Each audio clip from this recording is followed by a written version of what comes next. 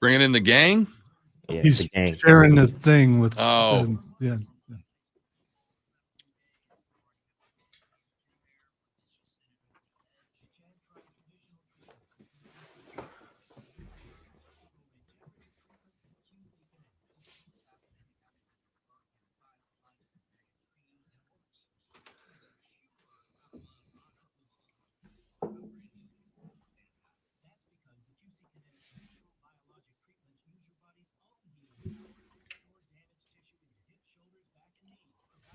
All right. According to IGN, Peter Griffin is going to be added to Fortnite.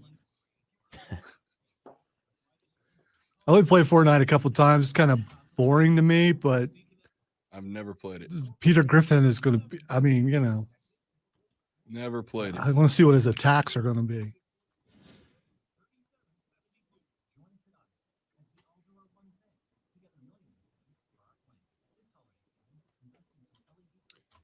Look at Rashad coming on the stream and making money on this stream. Let's go. Shout out to Austin.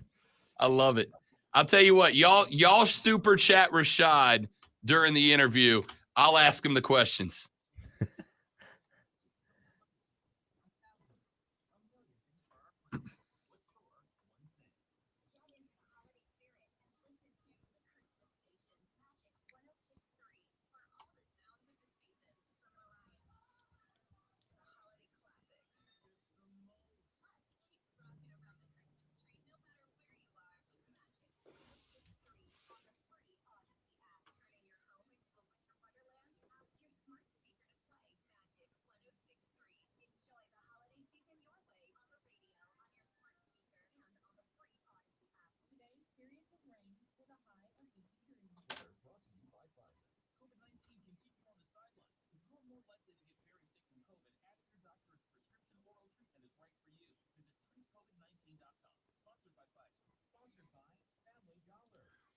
By the way, we still haven't used that Clemson audio yet. Yeah, we're going to get to that. I'm encouraging it. Bobby Petrino out handing out left hooks to Clemson for no reason at all. Oh, there's always a reason.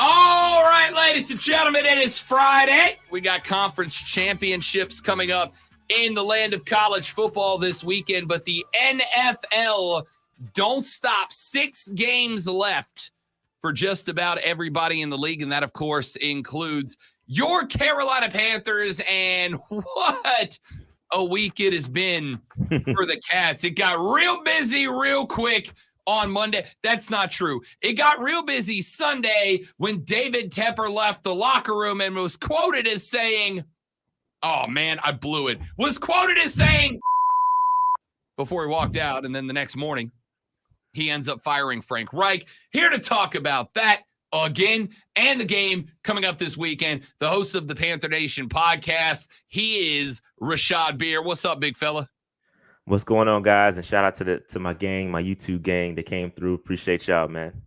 Yeah, good to have the PNP Army here on the Rob Brown Show and the Fan Upstate, 97.7 FM Greenville, 97.1 FM Spartanburg, and everywhere by searching and subscribing to the Fan Upstate on YouTube or the Rob Brown Show on Twitch. Let's get to it. What's up? What's up with the team? What's up in general? It's a lot. The biggest thing that happened this week was David Tepper going on his little press conference, if that's what we want to call it. That was a disaster, right? Yeah, it was terrible. A little bit out of touch. They're trying to manage his words. You could tell he's trying to be careful without saying a lot, but saying a lot, saying too much. It's just a lot. I just want to say, shout out to me for ringing the alarm on where the true problems lie. Because now the entire narrative has shifted nationwide, talking about David Tepper, and we knew what the problem was over here. This is not an issue with Frank Reich. Again, I applaud him for firing Frank Reich. It was not looking good. I have no problem with him firing Frank Reich, but we have a larger issue at hand. And now people are starting to talk about it. And so, we've got a long way to go. Shout out to Chris Tabor for taking over. I think he's doing an excellent job considering the circumstances. Shout out to Thomas Brown, for taking over play calling. We'll see how everything turns out. But, you know what I mean? As far as the 6 games left, let's just hope for the best. You're saying that, and I get that people are talking and saying the things they need to say, but what good does it do if Tepper's not listening? Yeah, I mean, we've got a long way to go. I think he hears it. You can tell if you pay attention to the difference between the press conferences between last time and this time. He looks like a different owner. He's not the same guy. You can tell it's kind of getting to him a little bit. You can tell when he addressed the fans, immediately you read. I'm not like a huge body language guy, but when the head goes down like this immediately, and you answer the question, it's getting to him. So he knows. And I think that he's a billionaire, a little bit out of touch, but I think he knows what's going on. The fans are not happy, and we'll see. Only time will tell. We're not going to know anything over the next 6 games, but as we turn the page to the offseason, we're going to see whether things are different. And if they're not, we'll continue to bang the table and let them know. What blew me away about that press conference was how many times questions got asked of David Tepper. And it's like, dude, this is come clean time, right? Like if there was a point in time, you made a decision that Panther fans by and large seem to go, cool, good step in the right direction. Now what? If there was a time to stand in front of that mic and be open and be honest and allow the Rashad Beards of the world to actually kind of see behind the curtain as to what is being course corrected to fix this program, it was in that presser. And I heard him at least 3 different times go, well, I'll leave that up to y'all to speculate. It's like, dude, This is not the time to tell us to speculate. You're in a tailspin. It is all attached directly to you, whether it's true or not. The popular thought is that this is all hooked on to David Tepper because it all started when you took over. Answer the damn questions. And while on one hand I was like optimistic, okay, he's making changes. He's given the reins to somebody that doesn't have these lofty ambitions, somebody that's like, I just want to make the team good right now. These are all good things. But when he starts looking at the media members and going, I'll let y'all speculate on that. I'm like, what are we doing here, man? Like, you're not making it better right now, and you could be. Yeah, I think that, again, he was very 10 minutes, 13 minutes press conference. You're not going to get all the answers. And again, they're trying to control the narrative. And again, he didn't do that because he's saying, hey, speculate, go speculate away. And you're starting to see, you start to see some of the articles being written. Some of the, the former staffers are starting to talk. And shout out to Albert Breer, who wrote the article. A lot of nuggets in that. And we don't need to talk about that here, but if you ever get a chance, read that article, because there's former staffers talking about, hey, this guy's showing up, and he's trying to help, but you're not here every day. You don't know the football, the day-to-day operations, and you're trying to make these suggestions that just you can't when you're not here every day. And again, the analytical stuff, it's a lot. I think David Tepper, again, let me just be clear with this. I think he does mean well, right? I think he wants to have a winner here. Unfortunately, we said this millions of times on the show, you have to take the proper steps to do that. And I don't think he's taken – the only thing that he hasn't done, right, is the ultimate thing he needs to do, and that's back up a little bit.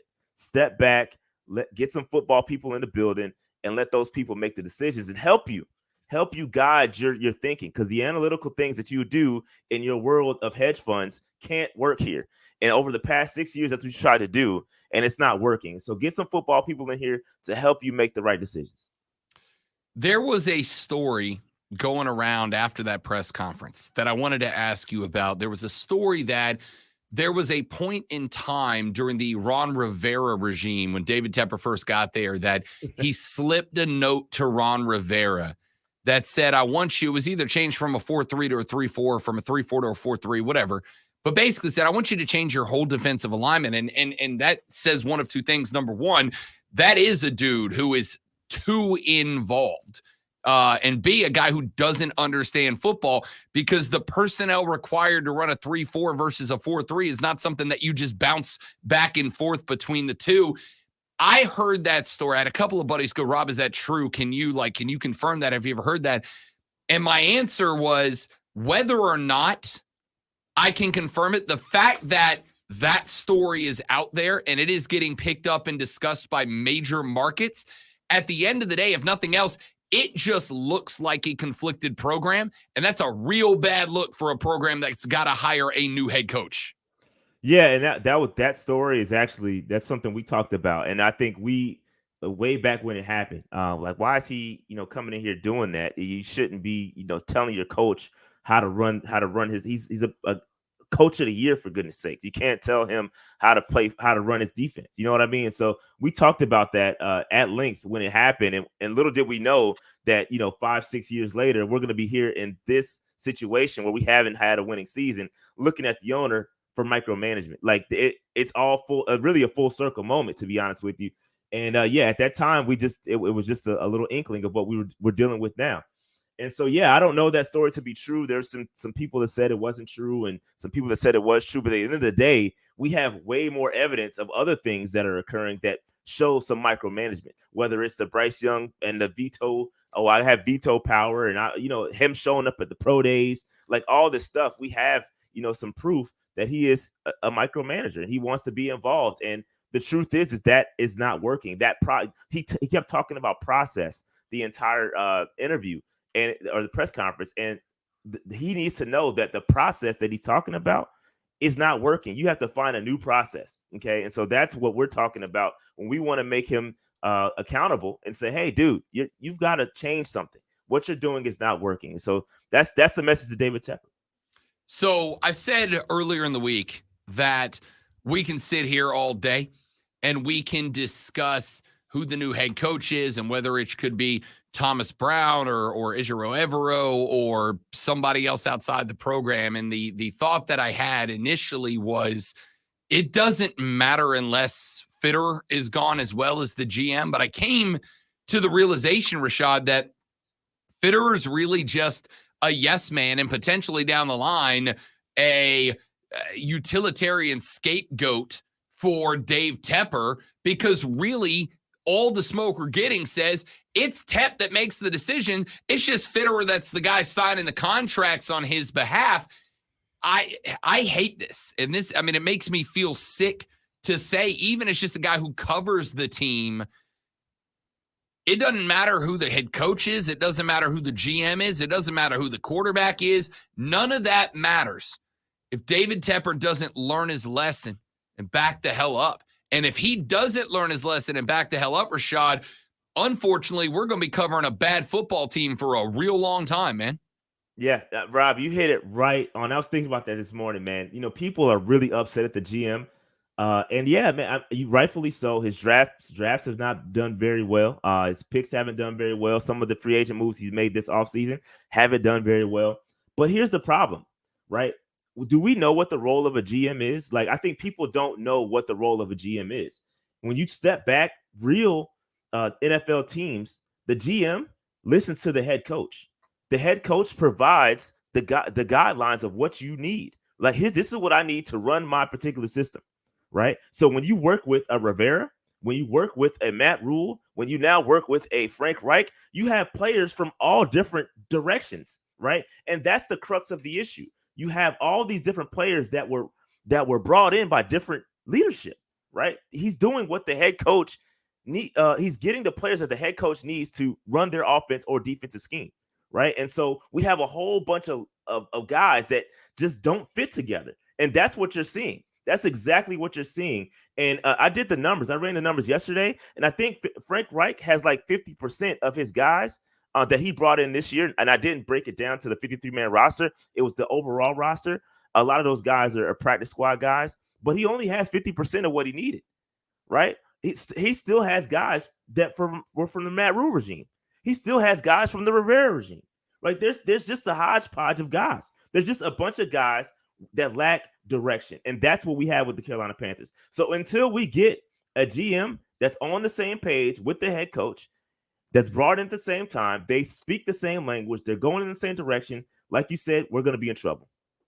All right, let's take a look ahead. We got a couple minutes left here with Rashad Beard, host of the Panther Nation podcast on the Rob Brown Show and the Fan Upstate. Carolina on the road got Tampa Bay this weekend. The Buccaneers are 4-7 as we continue to watch the absolute dumpster fire of a division that we play in continue to lay itself out. Tampa Bay 5-point favorite in this one at the house. You get 3 for the house, so they feel like Tampa Bay. I'll tell you this. The fact that Vegas has got it's 5-point game, 3 at the house means they believe Tampa to be 2 points better than Tampa kind of blows my mind. My question is not even really about the game itself between the chalk this weekend, Rashad. My question is, what's the attitude of this team look like, right? We saw what happened with the Raiders when McDaniels got let go. That team galvanized. They're still not good, but they at least galvanized to look like a football team. Might we see a team with Thomas Brown now fully and unquestionably at the offensive controls that comes out and maybe just looks like they're at least on the same damn page? Yeah, I think it's going to be interesting to watch. That's what my eyes are going to be on. How different will this team look? And for me, I'm a stats guy, analytics guy a little bit. And so I'm going to be comparing the offensive numbers from Thomas Brown versus Frank Reich, right? And so are we going to get a major boost, right? Is Bryce Young going to now start throwing for 250 and 3 touchdowns? Like, I'm not calling that, but it would be great to see that. Like, that would be awesome. And that would just go to show that, hey, the direction that Frank Reich was taking us was not the right one, right? And so now you're going to have Thomas Brown come in here. He's going to be able to fully implement some, not fully, because right, they're not going to reset the entire offense. You don't do that in a week, but you're going to be able to do some things different without someone peeking over your shoulder saying, hey, you can't do that, because we kind of heard that. We kind of heard that when Thomas Brown was calling plays, Frank was over his shoulder saying, hey, nah, you can't run that. You know what I mean? So we're going to see. I'm not expecting a full on, greatest show on turf situation, but I do expect them to be a little bit better. And I can't wait to see it, man. It's going to be great. I do think you'll see an improved, galvanized Carolina Panthers team. I do think they're going to compete. And I think we're going to see the best from the Carolina Panthers. Hopefully we get some guys back on our defense as well. J.C. Horn, Yetur Gross-Matos, Jeremy Chin. That'll be a big boost. We'll see what happens. How big is a win this weekend? Oh, major. I think that's major. I think it's going to be good, especially with the division win. We've been dealing with a lot here in the Carolinas, and I think a win now would do a lot for our fandom. We need it. The Panthers need it. Panther Nation needs it, and it'd be great. It'd be great to get. Rashad Beard, host of the Panther Nation podcast. You can find them on social media at Panther Nation PC. But more importantly, make sure you are subscribed to their YouTube channel. What y'all schedule this weekend? Going live Sunday? Going live on Sunday and then back on Tuesday. It's going to be great stuff. It is. It always is. I jump in there every time Rashad goes live. It is good stuff. My man, appreciate you coming by, big dog. Thanks for making time. It's on a Friday, brother. Absolutely. Thank you to the PNP Army for showing up, man. I appreciate y'all. Absolutely. We appreciate y'all coming by. And if you like the show, stick around. We're going to keep talking college ball with championship weekend coming up. You can search The Rob Brown Show on YouTube for that. Rashad, talk to you next Thursday, big dog. Peace out, guys. Thank you so much. Later on. There you go. Rashad Beard from the Panther Nation podcast joining us here. He usually joins us on Thursday, but came in, made some extra time for us here. Again, to those of y'all in the Army, you want to stick around, go to The Rob Brown Show on YouTube. And we got another hour and a half of sports talk excellence coming your way. We break down the Pac-12, ACC, Big 10, Big 12, and SEC championship games, all coming up right here on the Fan Upstate.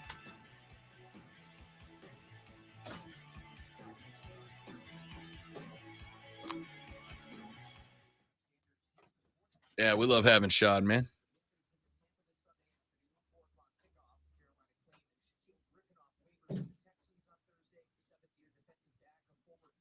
Shad's good, people. Does a hell of an interview, knows his stuff, loves his stuff. It's great. It's great. So, again, those of y'all that come by to watch Rashad, man, you guys are welcome to stick around for more of the show. If you go to The Rob Brown Show on YouTube, and you can subscribe there. We do this every day from 6 to 10 a.m., Monday through Friday. Love to have you guys. A lot of college football, a lot of NFL football.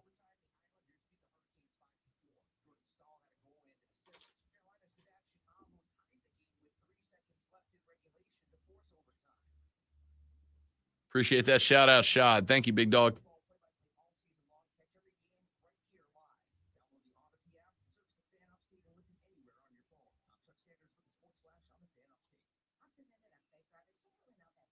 Zach, thank you, man. Good to have you guys. Appreciate it. I'm just trying to get on Rashad's level. That's all. Trying to be in his world. That's it.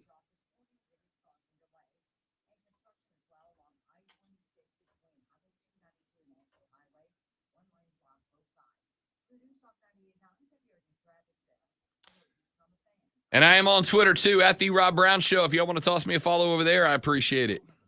Be glad to have you on Twitter.